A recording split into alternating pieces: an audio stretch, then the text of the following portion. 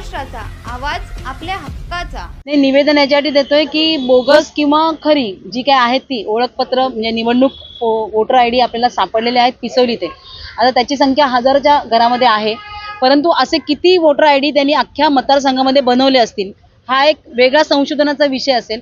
कारण ज्या प्रकारे मतदान झालेले आहे ते बघता मग आता ही निवडणूक आहे ती पूर्णपणे संशयाच्या घेऱ्यामध्ये आलेली आहे।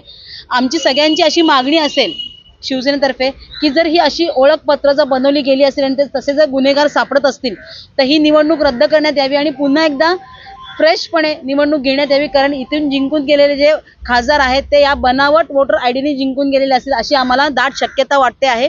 आणि त्यामुळे मला असं वाटतं की जर एका ठिकाणी 720 किंवा 1000च्या घरात सापडले तर अशी मतदारसंघामध्ये किती ठिकाणी बनवले गेले असतील आणि जर असे बनवले गेले असेल तर त्याच आधारे यांना कशावरनं मतं जास्त झाले नाहीत, मतदान जास्त झालेलं नाहीये।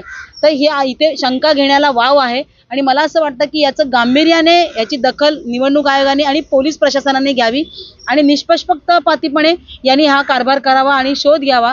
आणि जर खरोखर हे बनावट असतील आणि जर मतदान या वोटर आयडीने झालं असेल या लोकांचं तर निवडणूक रद्द करण्यात यावी अशी आमची सगळ्यांचीच मागणी असेल। तुमच्या परिसरातील काही घडामोडी किंवा समस्या असतील तर आमच्या वृत्तवाहिनीला संपर्क करा आणि तसेच सतत अपडेट राहण्यासाठी आमच्या वृत्तवाहिनीला सबस्क्राइब करा आणि बेल आयकॉन दाबायला विसरू नका।